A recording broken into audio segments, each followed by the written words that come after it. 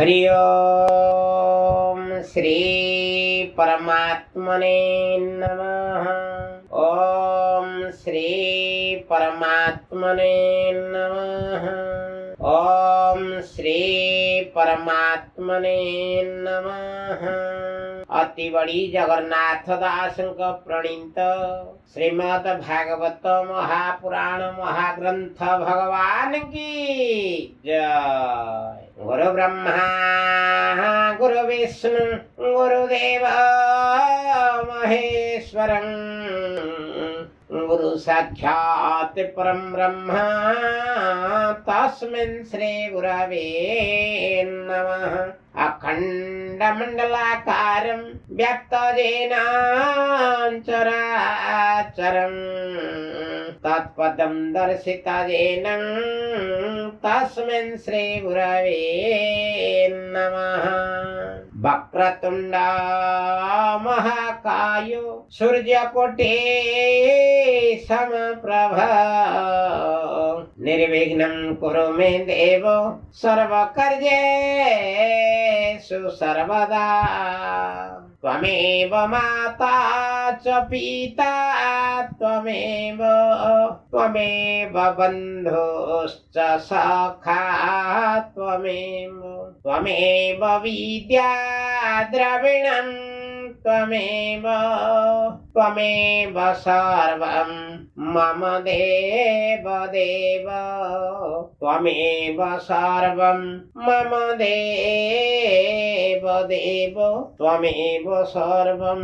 मम देव। ओम नमो भगवते नरसिंहाय नमस्ते दस्ते दसी आविराविर्भव वज्रनख वज्रं दृष्ट कर्मा शय्यान रन्धय तम ग्रस ओम स्वाहा। अभयम अभयमात्मनि भूयिष्ठा ओम ख्रम। ओम नमो भगवते वासुदेवाय नमो नमः। ओम नमो भगवते जगन्नाथाय ते नमो नमः। तृतीय स्कंध दशम अध्याय दशमे प्राकृतादि भेद सृष्टि वर्णन दशविध। विदुर उवाच मैत्रेय पादे देई शिर आनंदे पचारे विदुर भमुनि कह सुध मने विष्णु जे गले अंतर्ध्याने से वेदपति ज्ञान मते प्रजा सर्जिला से के मनते तार की देहे प्रजा थिला केते प्रकारे भियाइला मानसी के बा देह गते कह संशय जाउचिते गोविंद गोविंद गोविंद पदुवाळुछि मकरंद। सुतवाच विदुर वाक्य कर्णे शुणी जे पूर्व प्रश्न मने गुणी विदुर प्रीति भाव घेनी कहती मैत्रेय मुनि। मैत्रेय वाच शुणा विदुर एक चिते जगत सर्जिला जे मन्ते गोविंद वाक्य वेदपति तपसाधने कलामति शतवर्ष देव मते तपसाधिला दृढ़ चिते आत्मा रे आत्मा लीन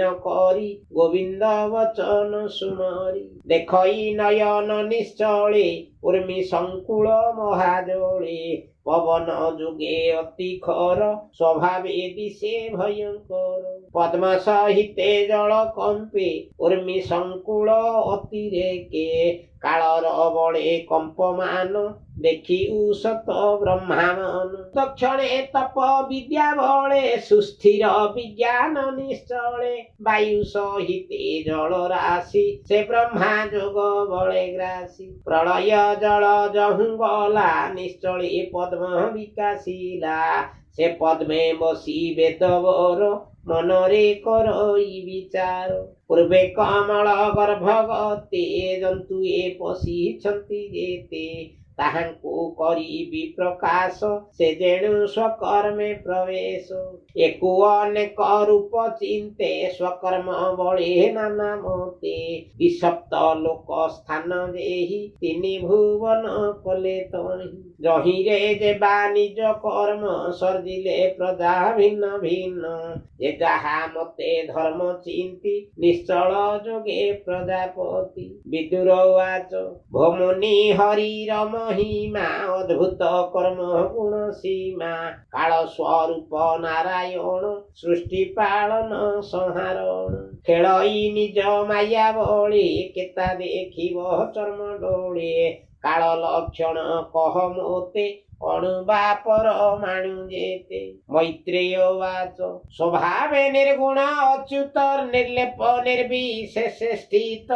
ତାର ଶରୀରୁ ଆତ୍ମଜାତ ଲୀଳାରେ ସୃଜଇ ଜଗତ ଏ ବିଶ୍ୱ ବ୍ରହ୍ମମୟ ରୂପୀ ଗୋବିନ୍ଦ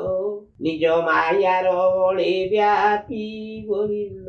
କାଳ ପ୍ରଭାବେ ପରିଚ୍ଛିନ୍ନ ଗୋବିନ୍ଦ ଯେ କାଳ ସ୍ୱୟଂ ଭଗବାନ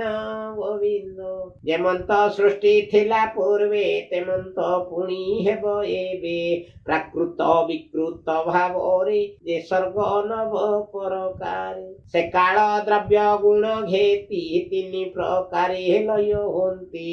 ଯେବା ପ୍ରଳୟ ହୁଏ କାଳେ ତା ନିତ୍ୟ ବୋଲନ୍ତି ସକଳେ ଯେ ସଂକର୍ଷଣ ମୁଖାଗ୍ନିରେ ପ୍ରଳୟ ଘଟଇ ସଂସାରେ ସେ ଦ୍ରବ୍ୟ ହେତୁ ନୈମିତିକ ସ୍ୱକାର୍ଯ୍ୟ ଗ୍ରାସେ ପ୍ରାକୃତିକ ଗୁଣର ବସେ ତା ଉତ୍ପତ୍ତି ଏ ରୂପେ ତ୍ରିବିଧ ବୋଲନ୍ତି ଗୁଣ ବୈଷମ୍ୟ ଆତ୍ମବଶେ ସ୍ୱଗୁଣ ସ୍ୱଭାବେ ପ୍ରକାଶେ ସ୍ୱଗୁଣ ବୈଷମ୍ୟ ବସେ ସ୍ୱଭାବେ ତହୁଁ ପରକାଶେ महत तत्व आद्य चिंती प्रथम सर्ग उत्पत्ति द्वितीय अहंकारोदय गोविंद जे द्रव्य ज्ञान क्रियाश्रय गोविंद तृतीय भूत सर्ग होये गोविंद से मात्रा दिव्य शक्ति वहे गोविंद चतुर्थे इंद्रियंक जन्म जे ज्ञान क्रियात्मक नाम इंद्रियरक्षक देवगण आबर पंचमरे मन गोविंद गोविंद गोविंद पदु अड़ुछे मकरंद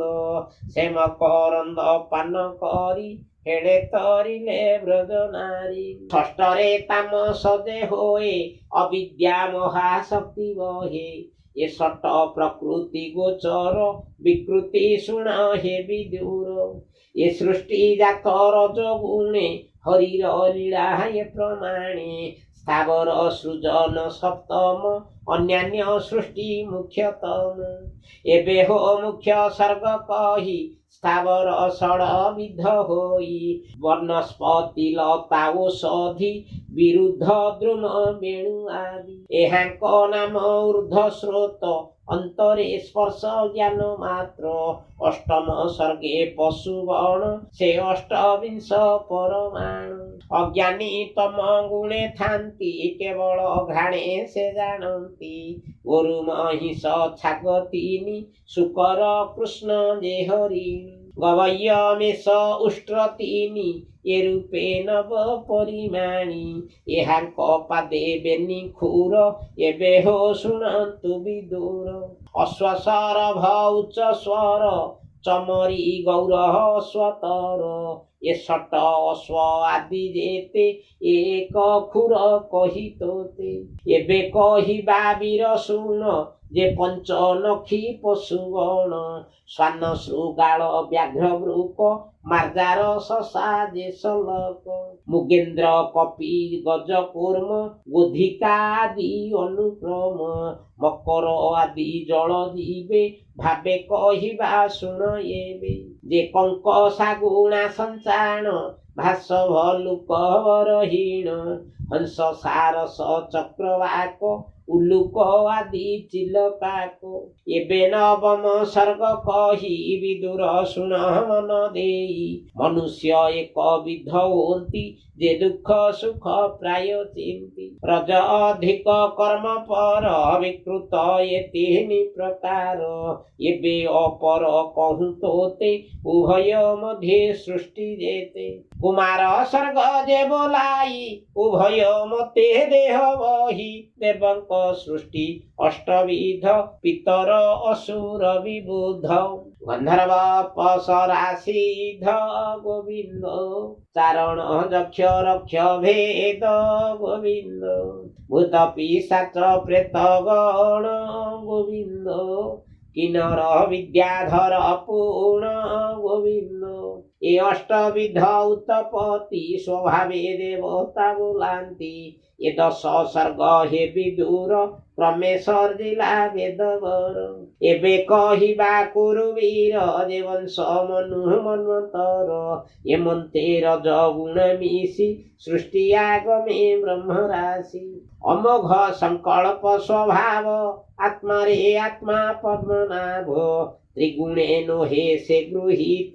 ईश्वर माया बहुमत